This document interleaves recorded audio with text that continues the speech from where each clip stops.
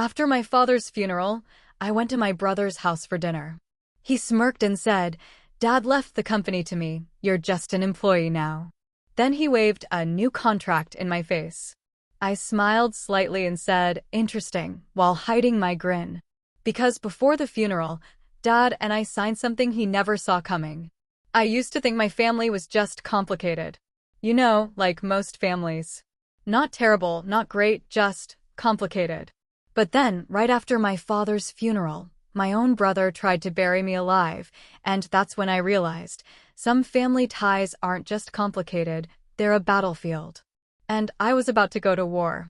My name's Lucas, I'm 32. And if you'd asked me a year ago about my dad, Richard, I'd have told you he was larger than life. The kind of old-school entrepreneur who built an empire from scratch, worked his fingers raw, and never let us forget it. He loved his work more than almost anything, but deep down, I knew he loved his kids, me and my older brother, Nathan. The problem was, Dad never really treated us equally. Nathan was the golden child, always basking in the spotlight. Me? I was more like the guy holding the light from behind the curtain. That dynamic shaped everything.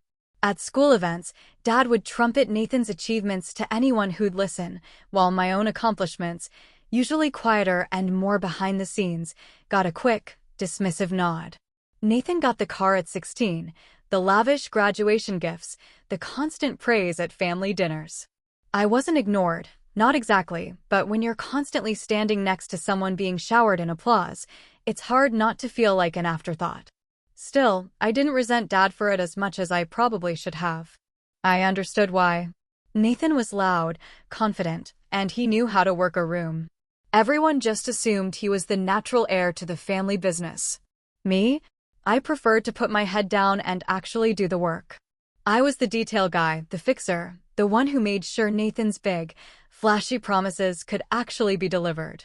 Maybe I wasn't the star, but I was part of the machinery that kept things running. And for a long time, I convinced myself that was enough. Then everything shifted. Dad passed away. It wasn't sudden. We'd known his health was failing for months. But even when you expect it, nothing prepares you for the finality of that moment. The funeral was brutal. Seeing the man who had built so much, this towering figure in my life, lowered into the ground, it left me hollow.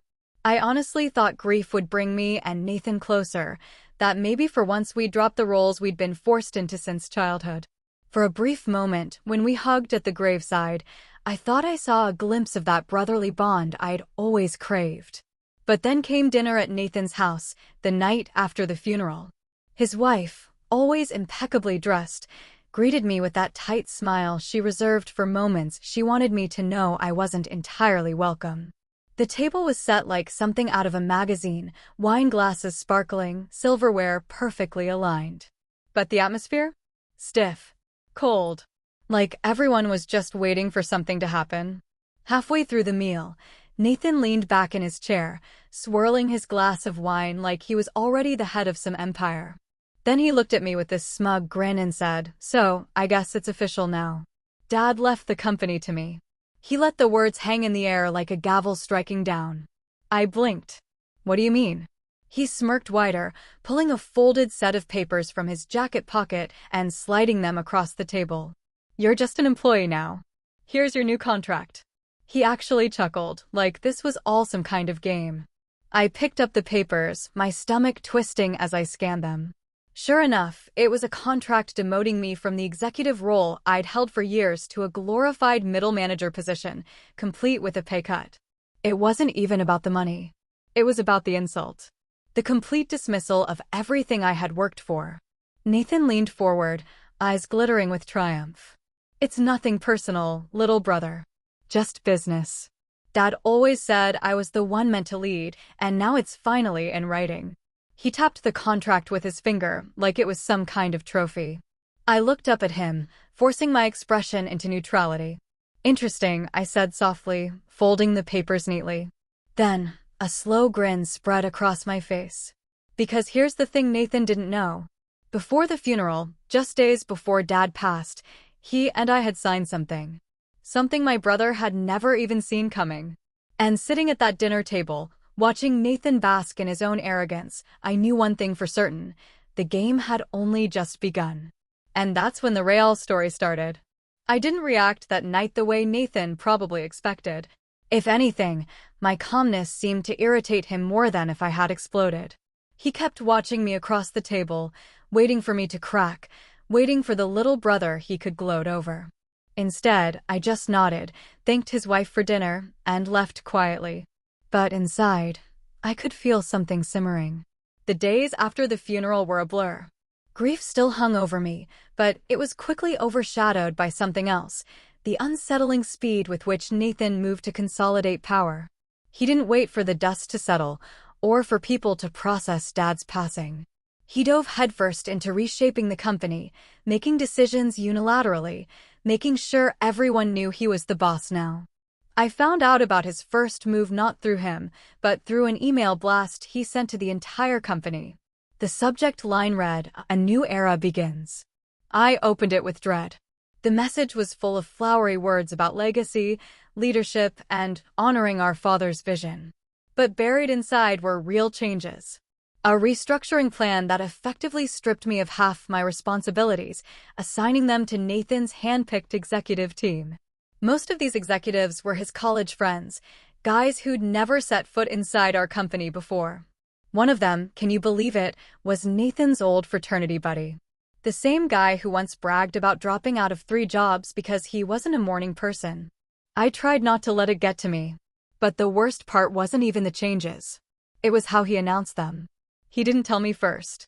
He didn't even consult me. I had to read it along with every other employee. The humiliation burned, especially when I walked into the office the next day and was met with awkward glances from people who didn't know how to address me anymore. It wasn't just at work, either. Nathan started throwing his weight around in the family, too. At Sunday lunch with relatives, he'd make a grand show of toasting to Dad's legacy and the responsibility now resting on my shoulders. He didn't mention me once. My aunt leaned over and whispered, "Don't worry, Lucas. You'll find your place." I forced a smile, but inside, my hands clenched under the table. Then came the staff meeting that really showed me how far he was willing to push it. Nathan called everyone into the conference room, standing at the head of the table like some king addressing his subjects. From this point forward, he announced, all major decisions come through me. I'll be handling client relationships, strategic planning, and growth initiatives. He paused, giving me a sideways glance before adding, Lucas will focus on operations and compliance. The less glamorous stuff, but still important, right? He said it with that mock-encouraging tone, like he was patting a dog on the head for sitting still. I felt the eyes of the team on me. Some were sympathetic, others confused, but most were silent. Nobody dared to challenge Nathan. Not when he was riding this wave of authority. I kept my face neutral, but inside it felt like someone had reached into my chest and twisted. I had built those client relationships. I had handled those negotiations. To see them ripped away and rebranded as Nathan's vision was crushing. Outside of work, Nathan didn't stop. He started renovating Dad's house, our childhood home, without even asking me. I drove by one day to find a construction crew tearing down the old porch swing Dad and I used to sit on when I was a kid. When I asked Nathan about it, he shrugged. It's outdated. We're modernizing. Besides, I'm the one in charge now. He said it so casually, like it was his birthright. The favoritism from extended family grew louder, too. My uncle pulled me aside at a gathering and said, "You should be proud of your brother. He's really stepping up." Proud? I wanted to laugh. Step up? Nathan was trampling over everyone to claim a throne he thought was his by divine right. And yet, I stayed quiet. I let him bask in the attention. I let him believe he had me cornered, that I was just another employee, just another family member living in his shadow. All the while, I thought back to the papers Dad and I had signed before the funeral. It wasn't just any paperwork. It was something that changed everything. And as Nathan grew bolder, more arrogant, and more careless in how he treated me, he had no idea that each smug word, each humiliating gesture was only tightening the noose he tied around his own neck. But I'll get to that. For now, the tension kept rising, like a storm building on the horizon. Quiet at first, then impossible to ignore. And the more Nathan pushed, the more I knew the storm was going to break in a way he never expected. And then came the board meeting. That was the moment everything shifted. The board meeting was supposed to be routine. That's how Nathan had framed it, at least. Just a quick update, he said with that breezy confidence of his. But I had been around long enough to know that Nathan never called a meeting unless he wanted to put on a show. He thrived on theatrics, on having an audience. The conference room was packed that morning. Board members, some longtime allies of Dad, others newer faces Nathan had charmed, sat in their polished leather chairs. The air smelled faintly of coffee, and the lemon polished the janitorial crew used on the long oak table. I walked in and took my usual spot, trying not to notice how Nathan had positioned himself at the head, like a king on his throne. He opened the meeting with a speech. Always the speech. He talked about new horizons, bold leadership, and a vision for the future. His words were rehearsed, delivered with the kind of charm that could almost mask the fact that they were empty. People nodded, some clapped lightly. I just sat there, feeling the unease grow in my stomach. Then came the moment. Nathan smiled, glancing at me before turning to the board. As you know, my father built this company with his own 2 hands. It's a legacy I intend to carry forward, but legacies evolve, and sometimes difficult decisions must be made for the sake of growth. He paused, letting the words hang in the air. And then he dropped the bomb. Effective immediately, he said, his tone suddenly sharper, Lucas will be stepping down from his executive role. He'll remain with the company, of course, but in a reduced capacity. Operations manager. He let the words sink in, like he was proud of the knife he had just plunged into my back. I froze. Around the table, there was a ripple of shock. Some board members exchanged glances. Others shifted uncomfortably. But Nathan wasn't done. He pulled out a folder, flipping it open as if he were unveiling a prize. The board has already reviewed this, he said smoothly. And with their approval, the transition will be seamless. He gestured to the documents. I hadn't seen those papers before. My heart pounded as I realized what he had done. Somehow, he had gotten the board, at least some of them, on his side without ever telling me. He had gone behind my back, painting me as a liability, and now he was presenting it as if it were a fait accompli. I felt heat rise in my face. You blindsided me, I said, my voice low but firm. We were supposed to make decisions like this together. Nathan gave me that smile, the one he'd perfected since we were kids. The smile that said, I win, you lose. Don't take it personally, little brother. It's just business. You've always been good with the details, but leadership, he shrugged, leadership requires a bigger vision. And frankly, Dad always said I had that, not you. The betrayal hit me like a punch to the chest. This wasn't just a demotion. This was a razor. Years of hard work, loyalty to Dad, sacrifices I had made for the company, all brushed aside with a flick of Nathan's pen and a rehearsed speech. One board member, Mr. Callahan, an older man who had known me since I was a teenager, cleared his throat. I'm not sure this is wise. Lucas has been integral to our operations. Nathan cut him off smoothly. Of course, and that's why he'll continue to contribute, but leadership needs clarity. One vision, one voice. Dad understood that. I could see it in the eyes of some of the board members. They were uneasy, but Nathan's charisma and the way he framed it made it hard for them to challenge him openly. He had cornered me, and he knew it. I sat there in silence, my mind racing. Betrayal wasn't even a strong enough word. This was theft. He had stolen not just my position, but the respect, the trust, the recognition I had spent years building. Nathan leaned back, smug, and said, Lucas, you'll thank me one day. Less stress, less responsibility. You'll have more time too. I don't know. Find yourself.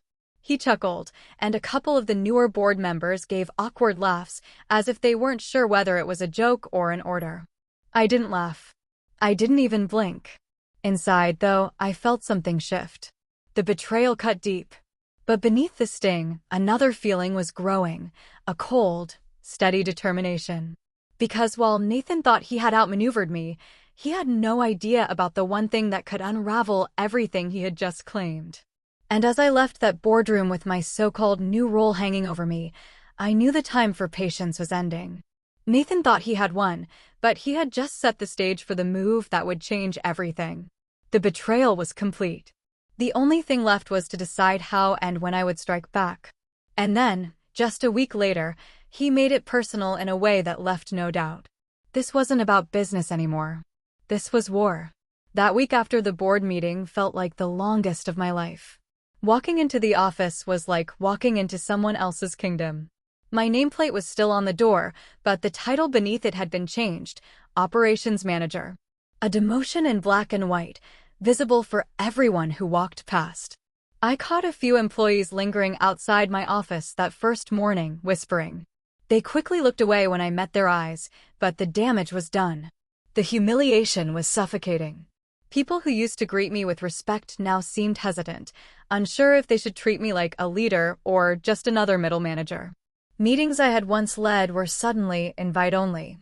And I wasn't on the list. My calendar, which used to be packed with strategic sessions and client calls, now sat half-empty. The silence of my office was deafening. Nathan, of course, made sure to rub it in. He would stroll by with his new executive team, laughing loudly, tossing out comments designed to sting. One afternoon, he stopped at my door, leaned against the frame, and said with a smirk, "Don't look so glum, Lucas. Some people thrive in the shadows. It suits you." His entourage laughed, and they moved on as if I were invisible. I wish I could say I brushed it off, but the truth is, it broke me down in ways I hadn't expected. I started dreading going to work. I stayed up at night, staring at the ceiling, wondering how my own brother could be so ruthless. How he could strip me of everything Dad and I had built together without a second thought. And worst of all, I wondered if maybe everyone had been right all along. Maybe I was never meant to lead. The weight of it all carried into my personal life, too. Friends reached out to offer condolences about Dad, but I pulled away. I couldn't bring myself to admit how bad things had gotten. Even simple conversations felt impossible. Every word stuck in my throat, because how could I explain that my brother, my own flesh and blood, had not only taken everything from me, but done it with a smile? At family gatherings, the dynamic was just as toxic. Nathan had become the center of attention, the golden heir who had stepped up. Relatives clapped him on the back, praising his leadership. When I tried to chime in, even casually, the conversation would pivot back to Nathan. My mom, still grieving, looked at him with pride. She barely noticed me sitting in the corner, quietly pushing food around my plate. The lowest point came one Thursday evening. I stayed late at the office, mostly to avoid going home to an empty apartment. As I walked through the quiet halls, I saw the conference room lights on. Inside, Nathan was meeting with his executives. I stopped at the glass window unseen and listened. "Lucas just doesn't have what it takes," Nathan was saying. "He's good at the grunt work, but leadership? No." Dad knew that, and now the board knows it too. Honestly, keeping him around is charity at this point. Laughter rippled through the room. I felt my throat tighten. Charity. That's what he thought of me. Not a partner. Not a brother. Just dead weight he was gracious enough to keep around. I went home that night and sat in the dark, staring at my phone. I thought about calling him, screaming at him, demanding he stop dragging my name through the mud. But what good would that do? Nathan thrived on conflict. He'd twist it into another story, another excuse to make me look weak. Instead, I did something different. I got quiet. I pulled out the folder Dad and I had signed before the funeral. I hadn't opened it since that day. The pages were crisp, untouched. But the words on them were like a lifeline. Dad hadn't left everything to Nathan. Not even close. He had trusted me with something my brother didn't know about. Something that could change everything if I played it right. But I knew I couldn't rush. Nathan had the board, the staff, and the family eating out of his hand. If I went at him head-on, I'd lose. I had to be smarter. Patient. I had to let him think he had won completely. Let him get comfortable. Arrogant. Sloppy. So, I started planning, quietly in the background, while letting the world believe I had accepted my new role. At work, I smiled when people handed me busy work. At family dinners, I nodded when Nathan bragged about his latest big deal. Outwardly, I was the picture of defeat. Inwardly, I was laying bricks. It wasn't easy. Every day felt like swallowing broken glass. But little by little, I started collecting pieces of information. Small cracks in Nathan's empire that nobody else noticed. A client unhappy with how he handled a contract. An executive making sloppy mistakes Nathan was too arrogant to catch. I kept records. Tucked them away. I let him believe I was down and out. I let him believe I was harmless. But deep down, I knew something Nathan didn't. Rock bottom wasn't the end for me. It was the foundation. And the first sign that things were about to shift came when I stumbled across a file Nathan never meant for me to see. One that revealed just how reckless he really was. And that was the moment I realized his empire wasn't as unshakable as it looked. That file was the crack in the wall I had been waiting for. It wasn't even dramatic at first glance, just a mislabeled folder in our shared drive, one Nathan's assistant must have uploaded carelessly. But when I opened it, what I found made my pulse race. It contained correspondence between Nathan and a major client, one of our longest-standing accounts, and the tone was disastrous. Nathan had overpromised on delivery timelines, cut corners on quality assurances, and brushed off the client's concerns with the kind of arrogance only he could muster. The emails read less like professional communication and more like a king scolding a servant. I read every word, my stomach tightening. This wasn't just sloppy, it was dangerous. The client was on the verge of walking, and if they pulled out, it would hit our quarterly revenue hard. Worse, Nathan had tried to cover it up by shuffling numbers and reports he sent to the board. He was playing with fire. And suddenly, I realized something. I had leverage. That night, instead of stewing in bitterness like I had for weeks, I pulled out a notebook and began sketching a plan. My quiet suffering had turned into quiet strategy. I couldn't take Nathan head-on. Not yet. But what I could do was start building my own foundation, one that had nothing to do with his approval or the scraps he tossed me. The first step was rebuilding my network. I reached out discreetly to old clients, ones I had nurtured relationships with for years. Not to talk about Nathan or the company, but just to check in, to remind them I was still here, still reliable. Many of them sighed in relief just to hear my voice. "We miss working with you, Lucas," one said. Another admitted, "Your brother's been difficult." Those little comments were like kindling on a spark. At the same time, I began documenting everything. Every misstep Nathan made, every careless email, every decision that put the company at risk. I archived it all quietly, patiently. While Nathan strutted around in his tailored suits, bragging about innovation and growth, I was building a case brick by brick. But it wasn't all about the company. I realized I had been letting him define my entire identity, and that had to change. I started focusing on myself again. I began running in the mornings, something I hadn't done since college. I cleaned up my apartment, started cooking instead of ordering takeout. Even these small acts felt like reclaiming pieces of myself Nathan couldn't touch.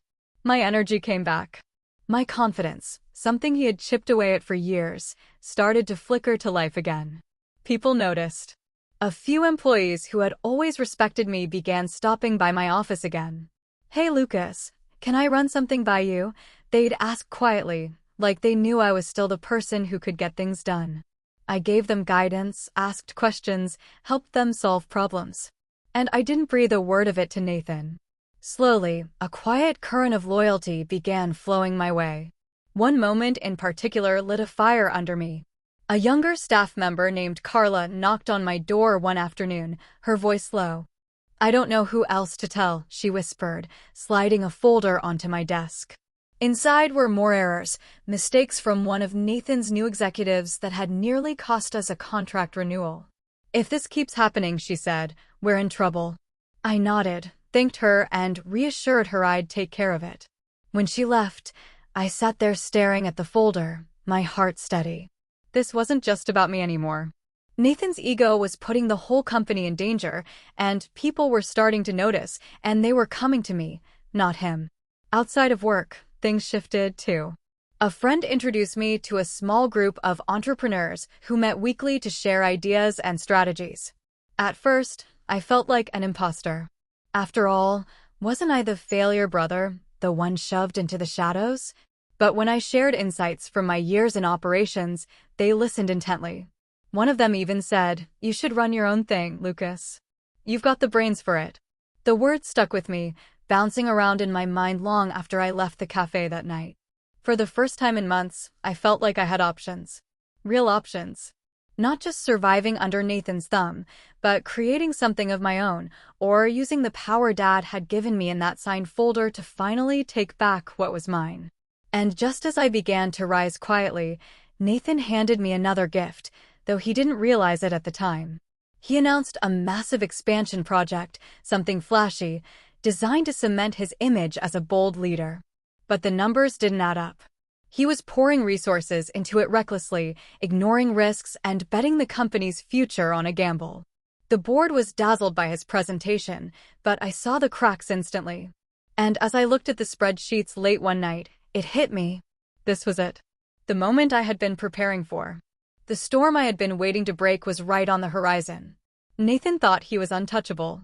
But with every arrogant step he took, he was walking straight into the trap he didn't even know existed. And I was finally ready to set it. The expansion project was Nathan's crown jewel. Or at least, that's how he sold it.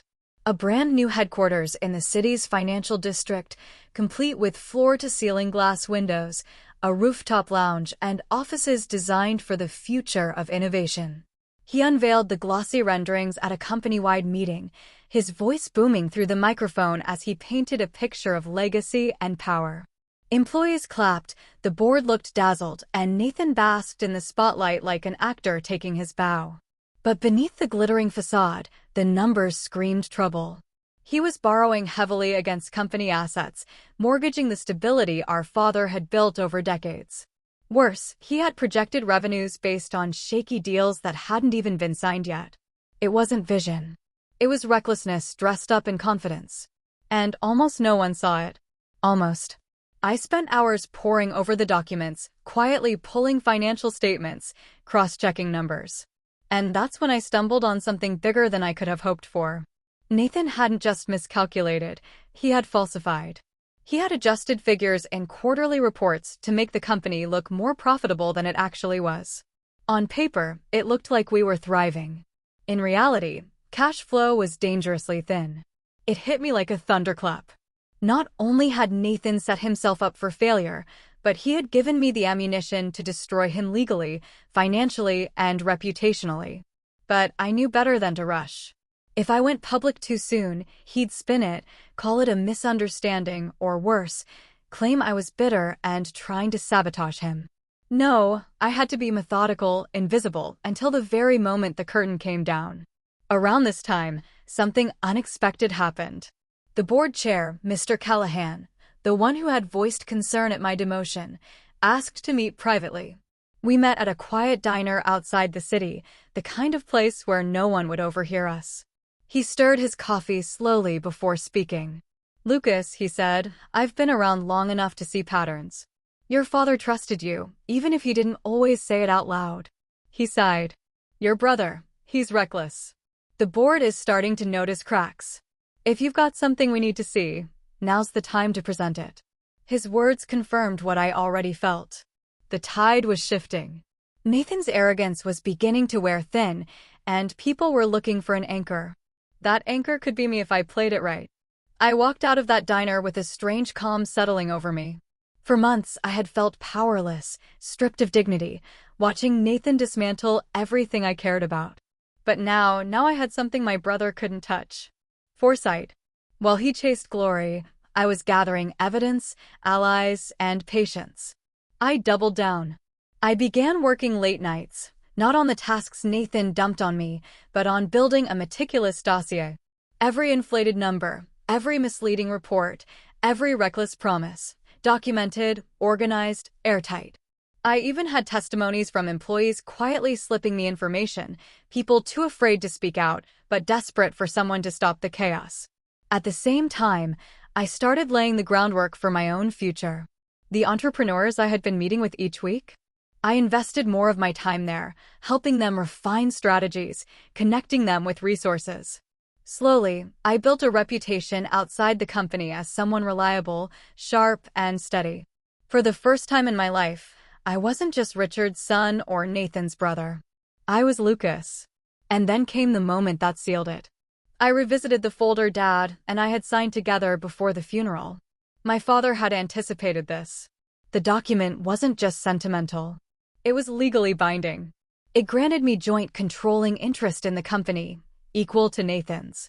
He had never intended for one of us to dominate the other. He wanted balance. But Nathan had kept it hidden from the board, spinning his narrative that he was the sole heir. When I read those words again, my chest tightened. All this time, Nathan had been playing king, but legally, I was sitting on half the throne. He didn't even know it. The pieces were falling into place. The board was wavering. Employees were whispering. Clients were restless. And I held a document that could upend everything Nathan thought he had secured. The setup was almost complete. All that remained was timing. Waiting for the perfect moment when Nathan's own arrogance would leave him most exposed. And that moment was coming faster than even I had predicted, because Nathan had just announced a lavish, groundbreaking ceremony for the new headquarters, an event he invited the press, the board, and all our biggest clients to attend.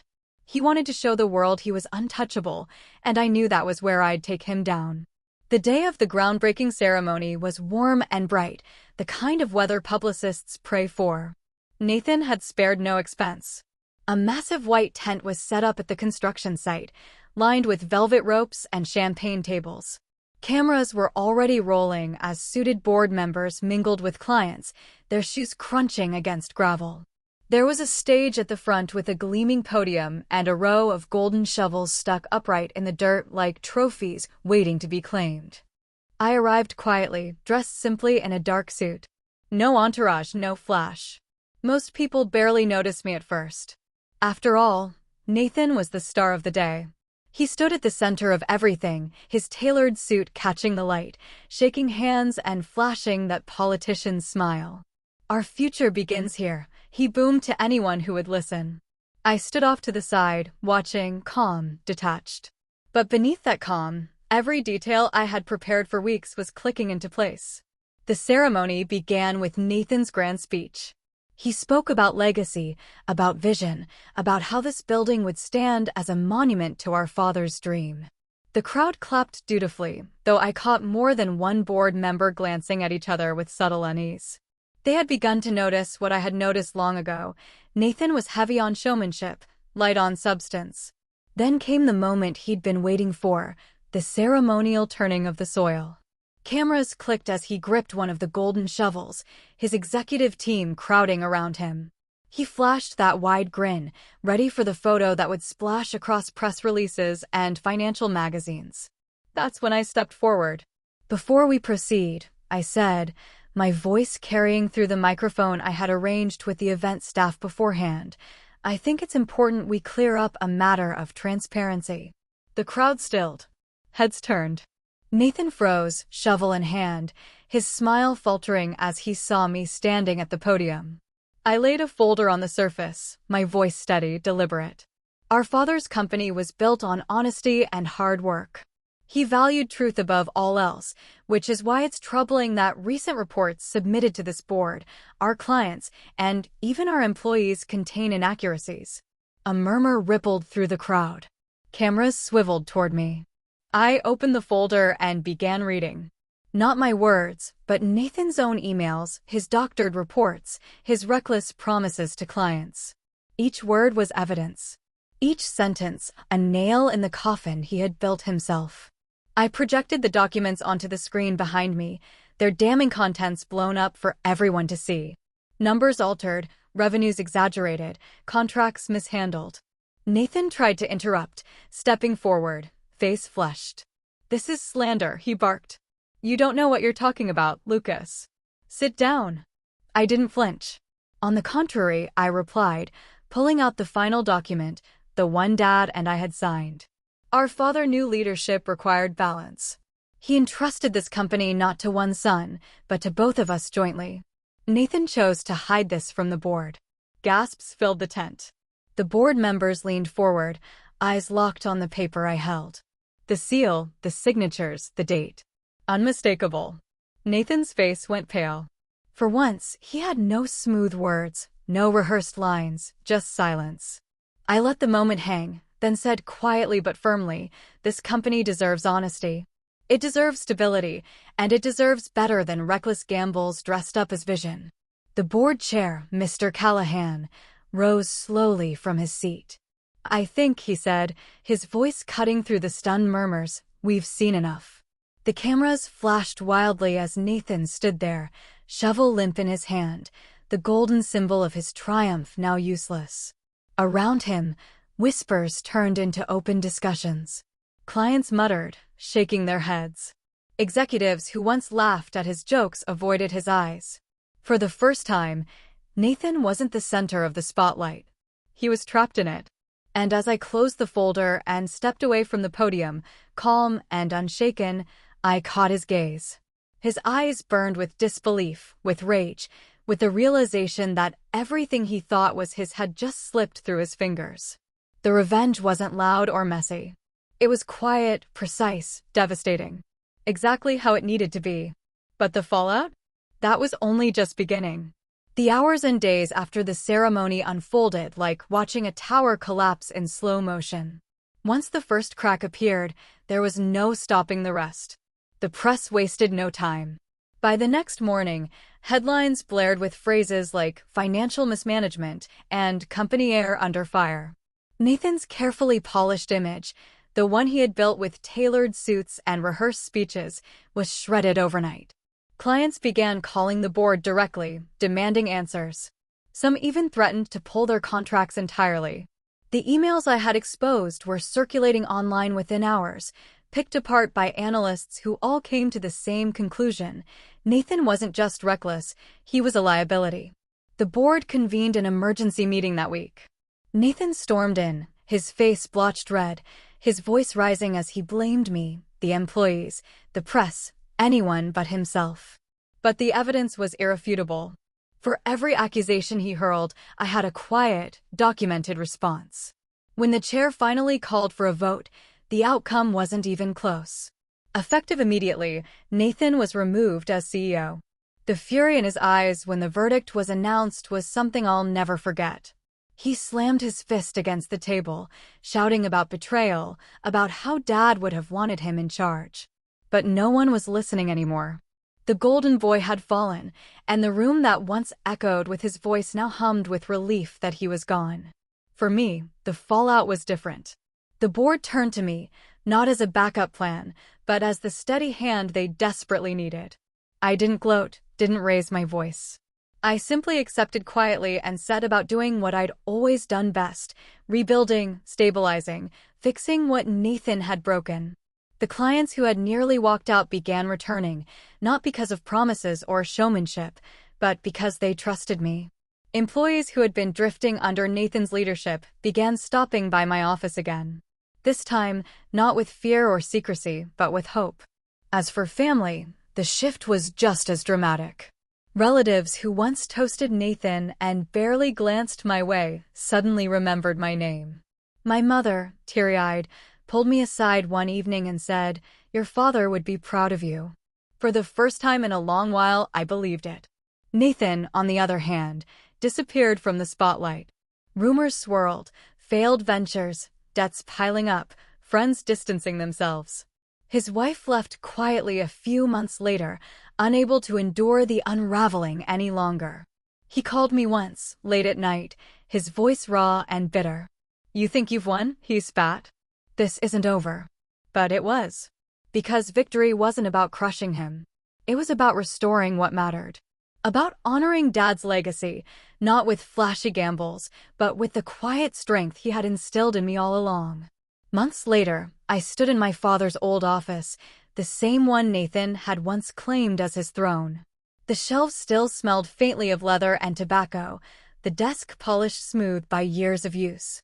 I placed the signed document Dad and I had prepared into the drawer, locking it away. Not as a weapon anymore, but as a reminder. I sat back in the chair, sunlight streaming through the window. And for the first time in years, I didn't feel like the forgotten son or the shadow in someone else's story. I felt like myself. And as I looked out over the company my father built, now in my hands, I whispered the only words that felt right. "It's safe now, Dad."